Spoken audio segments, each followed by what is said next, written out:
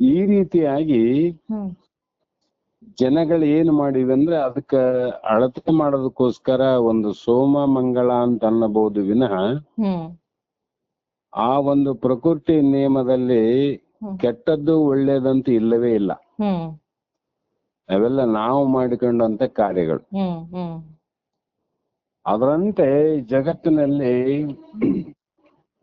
ಬರುವಂತ ಹ್ಮ್ ಎಷ್ಟೋ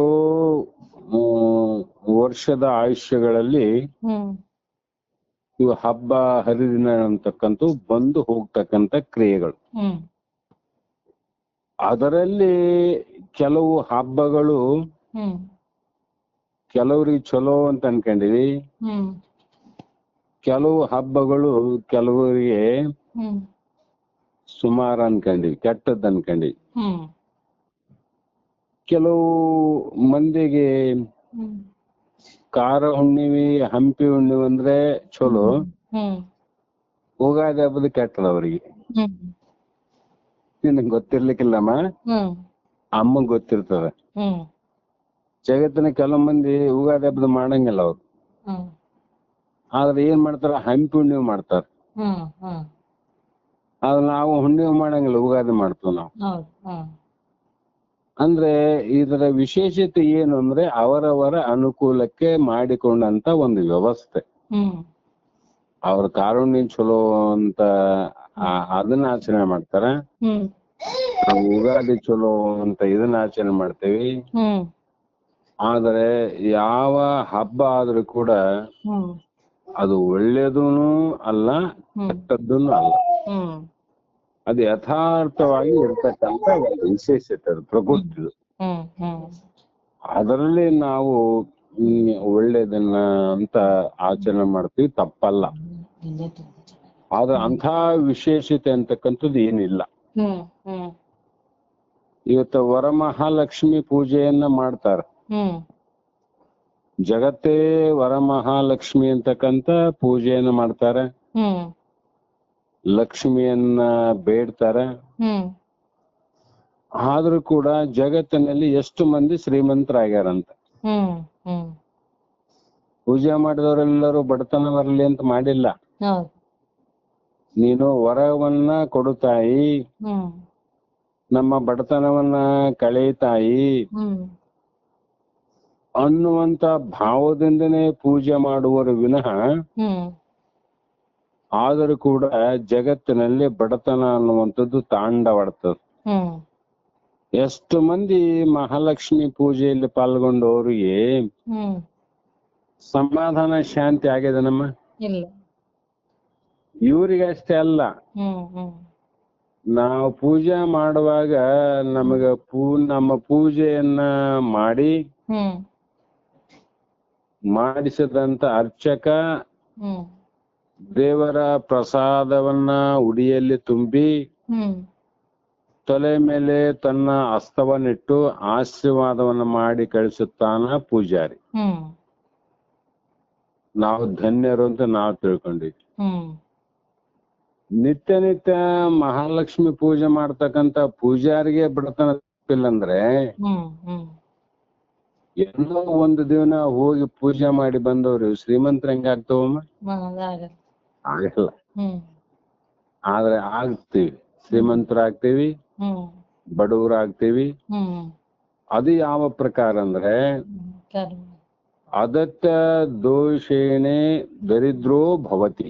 ಹ್ಮ್ ನಾವು ಬೇಗ ಬಡವ ಆಗ್ಬೇಕಂದ್ರೆ ಪಾಪದ ಕಾರ್ಯಗಳನ್ನ ಮಾಡ್ಬೇಕು ಅಷ್ಟೇ. ಹ್ಮ್ ಹ್ಮ್ ಪಾಪದ ಕಾರ್ಯ ಮಾಡಿದ್ರೆ ಯಾವ ದೇವರಲ್ಲಿ ಹೋಗೋದು ಬೇಕಾಗಿಲ್ಲ. ಹ್ಮ್ ಹ್ಮ್ ಪಾಪ ಮಾಡಿದ್ರೆ ತಾನೇ ಬಡತನ ಬರ್ತದೆ. ಹ್ಮ್ ಹ್ಮ್ ಪುಣ್ಯಾತ್ಮರಾಗಬೇಕಾದ್ರೆ ಏನ್ ಮಾಡ್ಬೇಕು? ಹ್ಮ್ ಪುಣ್ಯವನ್ನೇ ಮಾಡು, ಹ್ಮ್ ದುರಿತ ಕರ್ಮವನ್ನು ಒಲ್ಲದಿರು, ಪುಣ್ಯವನ್ನೇ ಮಾಡೋಣ. ಹ್ಮ್ ನಾವು ಬಳಕೆ ಮಾಡುವಂತ ಸಮಯ ಆಯುಷ್ಯದಲ್ಲಿ ಹ್ಮ್ ಪ್ರತಿ ಕ್ಷಣದಲ್ಲಿ ನಾವು ಮಾಡುವಂತ ಧರ್ಮ ಕಾರ್ಯ, ಹ್ಮ್ ನೀತಿ ಕಾರ್ಯ, ಪರೋಪಕಾರ್ಯಗಳೇ ಹ್ಮ್ ನನ್ನ ಬದುಕನ್ನ ಶ್ರೀಮಂತ ಮಾಡುವುದು ಶಕ್ತಿ ಆ ಪುಣ್ಯದಲ್ಲಿ ಆದ ವಿನಃ ಹ್ಮ್ ವರಮಹಾಲಕ್ಷ್ಮಿ ಕೈಯಲ್ಲಿಲ್ಲ. ಹ್ಮ್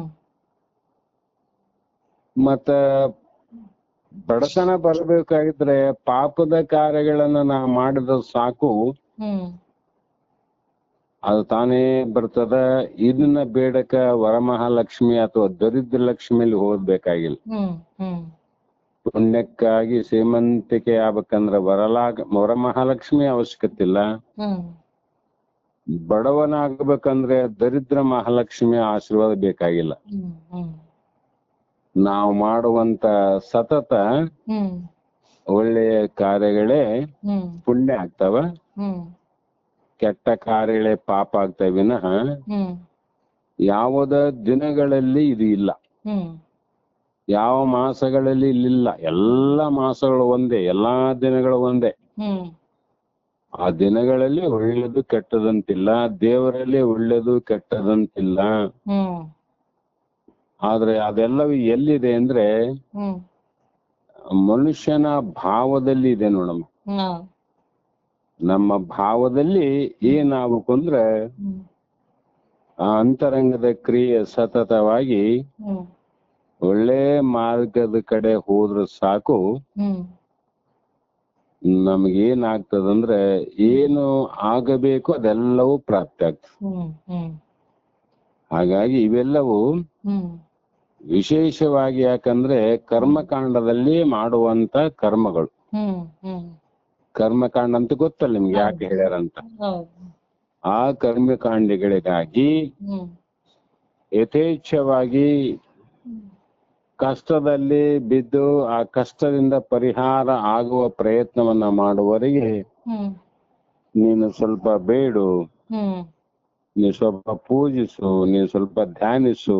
ಹ್ಮ್ ಮನುಷ್ಯ ಒಳ್ಳೆ ಕರ್ಮ ಯಾವಾಗ ಮಾಡ್ತಾನಂದ್ರೆ ಹ್ಮ್ ನಾ ಏನಾನ ಮಾಡಿದ್ರೆ ವಾಪಸ್ ನನಗೆ ಇಂಥದ್ದು ಬರ್ತದ ಅಂದಾಗ ಜಲ್ದಿ ಮಾಡ್ತೀವಿ ನಾವು. ಹೌದ್.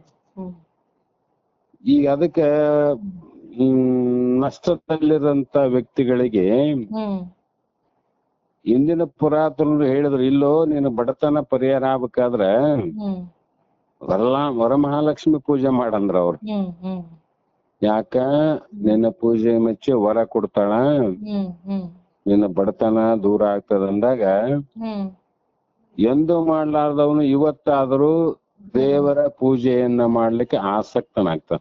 ಹ್ಮ್ ಯಾಕೆ ಲಕ್ಷ್ಮಿ ನನಗೆ ಆಶೀರ್ವಾದ ಮಾಡ್ತಾಳ, ಪೂಜೆ ಮಾಡಿದ್ರೆ ಶ್ರೀಮಂತನಾಗ್ತಾನ ಅಂತ ಹೇಳ್ತಾರ.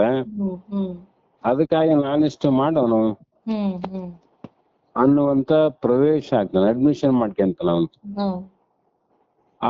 ಅದರಿಂದ ಅವನಿಗೆ ಒಳ್ಳೆ ಭಾವಕ್ಕೆ ಬರ್ಲಿ ಅಂತಕ್ಕಂಥ ಮಾತುಗಳು ವಿನಃ ಹ್ಮ್ ಇದರಲ್ಲಿ ಇಷ್ಟೇ ತಿಳ್ಕೋಬೇಕು, ಆಚರಣೆ ಮಾಡಬಾರದಂತಲ್ಲ, ಹ್ಮ್ ಆದರೆ ಆಚರಿಸಿದಂತ ಕಾರ್ಯದಲ್ಲಿ ಹ್ಮ್ ನಮಗೆ ಶಾಂತಿ ಸಿಗ್ತದಂತ ಹೇಳಕ್ಕಾಗಲ್ಲ. ಹ್ಮ್ ಪೂಜಾರಿಗೆ ಶಾಂತಿ ಇಲ್ಲಲ್ಲಮ್ಮ.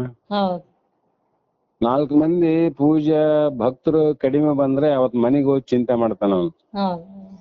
ಒಂದು 100 ಮಂದಿ ಇರ್ತಕ್ಕಂತ ಈಗನೂ ಲಾಕ್ಡೌನ್ ಆದ ಪ್ರಸಂಗದಲ್ಲಿ ಹ್ಮ್ ತಿರುಪತಿಯಲ್ಲಾಗ್ಲಿ, ಶ್ರೀಶೈಲದಲ್ಲಾಗ್ಲಿ, ಕಾಶಿಯಲ್ಲಾಗ್ಲಿ, ಹ್ಮ್ ಸುಗರೇಶ್ವರ ದೇವಸ್ಥಾನದಲ್ಲಾಗ್ಲಿ ಹ್ಮ್ ಬಂದಂತ ಭಕ್ತರಿಗೆಲ್ಲರಿಗೂ ಆಶೀರ್ವಾದವನ್ನ ಮಾಡಿ ಹ್ಮ್ ನಿನಗೆ ಬೇಕಾದ ಆಗ್ತದಂತ ಹೇಳುವಂತ ಪೂಜಾರಿಗಳೇ ಹ್ಮ್ ಯಾರೋ ಭಕ್ತರು ಬರ್ತಿಲ್ಲಪ್ಪ, ಬಂದರು ಏನನ್ನ ಇಟ್ಟು ನೀವೇ ಕೊಟ್ಟು ಹೋಗ್ರಂತ ಬಾಯ್ ತರದ್ ಕೇಳ್ತಾರಿ.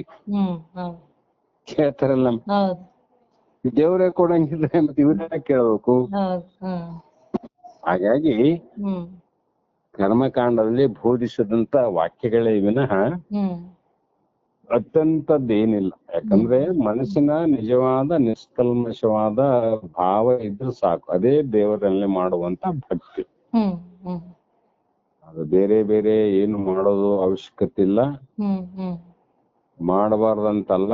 ಹ್ಮ್ ಕರ್ಮಕಾಂಡಿಗಳನ್ನ ನೋಡಿ ಉದ್ಧಾರಕ್ಕಾಗಿ ಕರ್ಮಪರ ವಾಕ್ಯಗಳಿಂದ ಮಾಡುವಂತ ಕರ್ಮಗಳಿವು. ಹ್ಮ್ ಜ್ಞಾನದಲ್ಲಿ ಏನಿಲ್ಲ. ಜ್ಞಾನದಲ್ಲಿ ಏನು ಅದು ಬೇಡದೇ ಇಲ್ಲಲ್ಲ. ಹೌದ್. ಹಸಿವೆ ಇಲ್ಲ ಅಂದ್ರೆ ಊಟ ಮಾಡೋ ಅವಶ್ಯಕತೆ ಏನು? ಹೌದ್. ಆತ್ಮ ಪರಮಾತ್ಮನ ದೃಷ್ಟಿಯಲ್ಲಿ ನೋಡಿದಾಗ ಹ್ಮ್ ಇವು ಯಾವು ಕೂಡ ಹ್ಮ್ ಶ್ರೇಷ್ಠವಾದಂಥವು ಅಲ್ಲ. ಅದಕ್ಕೆ ಜ್ಞಾನವೇ ಶ್ರೇಷ್ಠ.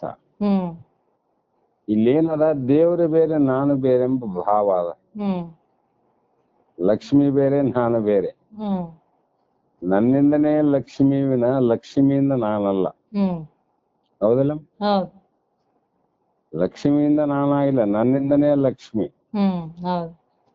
ಹಾಗಾಗಿ ಹ್ಮ್ ನಾವು ಈಗ ಮಾಡುವಂಥದ್ದು ಬೇಡುವಂತ ವಿಶೇಷ ಏನಂದ್ರೆ, ಹ್ಮ್ ಸಾಮಾನ್ಯ ಜನರು ಕೂಡ ಹ್ಮ್ ಯಾವುದೋ ಒಂದು ಚಿಂತೆಯಲ್ಲಿ ಇದ್ದಂತ ಸಂದರ್ಭದಲ್ಲಿ ಹ್ಮ್ ಅವರನ್ನ ಒಳ್ಳೆಯ ಭಾವಕ ತರುವ ಪ್ರಯತ್ನದಿಂದ ಹ್ಮ್ ಹ್ಮ್ ಕೆಲವೊಂದು ಕರ್ಮಪರವಾದ ವಿಧಿಗಳಲ್ಲಿ ಹ್ಮ್ ನೀನು ಇಂಥ ಬಡತನವನ್ನ ದರಿದ್ರತೆ ಹೋಗ್ಬೇಕಾದ್ರೆ ಧನಲಕ್ಷ್ಮಿಯನ್ನೇ ಪೂಜಿಸು, ಹ್ಮ್ ಮತ್ತ ನೀನು ಸ್ವರ್ಗ ಲೋಕದ ಭೋಗವನ್ನು ಮಾಡ್ಬೇಕಾದ್ರೆ ಯಜ್ಞ ಯಾಗಾದಿಗಳನ್ನ ಮಾಡು ಹ್ಮ್ ಅಂತ ಯಾಕೆ ಹೇಳ್ತಾ ಹೋದಂದ್ರೆ ಇದೇ ಕಾರಣಕ್ಕಾಗಿ. ಹ್ಮ್ ಹ್ಮ್ ಅವನಿಗೆ ಆಸೆ ಹುಡ್ತದ.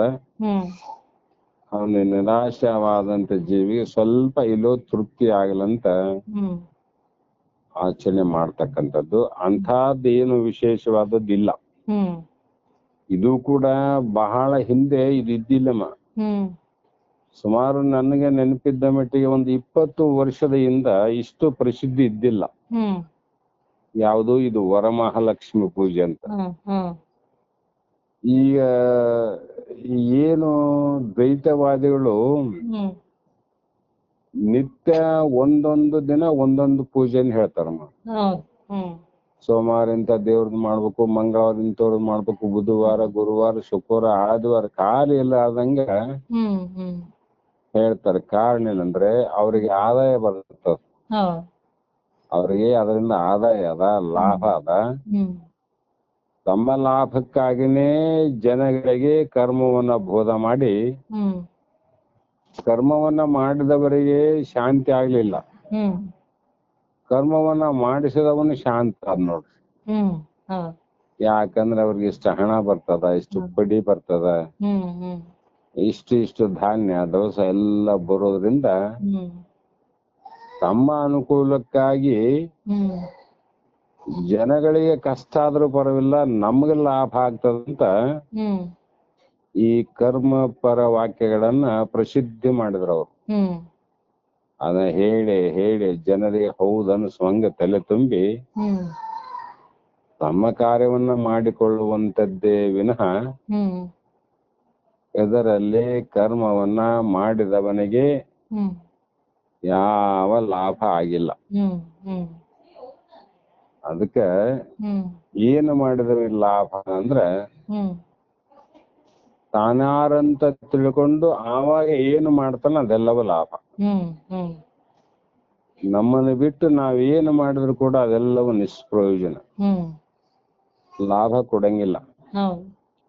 ನಮ್ಮನ್ನ ತಿಳಿದ ಮೇಲೆ ಏನು ಮಾಡಿದ್ರು ಕೂಡ ಅದು ಲಾಭ ಆಗ್ತದೆ. ಹ್ಮ್ ಯಾಕಾಗ್ತದಂದ್ರೆ ಅದು ವಿಚಾರ ಮಾಡಿ ಈಗ ಮಾಡುತ್ತವಲ್ಲ, ಅದು ನೇರವಾಗಿ ಹ್ಮ್ ಎಲ್ಲಿ ಮುಟ್ಟಬೇಕಾಗ್ಯದ ಅಲ್ಲಿಗೆ ಮುಟ್ಟುತ್ತದಂದ್ರೆ ಹ್ಮ್ ಅದರ ಲಾಭ ನಮಗೆ ಆಗ್ತದೆ. ಹ್ಮ್ ಆ ಕಾರಣ ಅಂಥದ್ದು ಏನು ವಿಶೇಷವಾದದ್ದಲ್ಲಮ್ಮ. ಹ್ಮ್ ಹ್ಮ್ ಮತ್ತೆ ವಿಚಾರ ಮಾಡೋಣ. ಊಟ ಆಯ್ತಮ್ಮ? ಹಾ, ಊಟ ಆಗಿದೆ. ಆಯ್ತು. ನಮ್ದು ಊಟ ಬೇಗನೆ ಆಯ್ತಮ್ಮ. ಹ್ಮ್ ಹ್ಮ್ ಅದೇ ನಿನ್ನೆ ಮಾಡಿದ್ದು ರೆಕಾರ್ಡು ಹ್ಮ್ ಇದ್ರೆ ಸ್ವಲ್ಪ ನಾನು ಕೇಳ್ಬೇಕಾಯ್ತು. ಮತ್ತೆ ನಾನೇನು ಮಾತಾಡೇನಂತ ನನ್ಗೆ ಗೊತ್ತಿರಂಗಿಲ್ಲ ಅವಾಗ. ಹೌದಾ?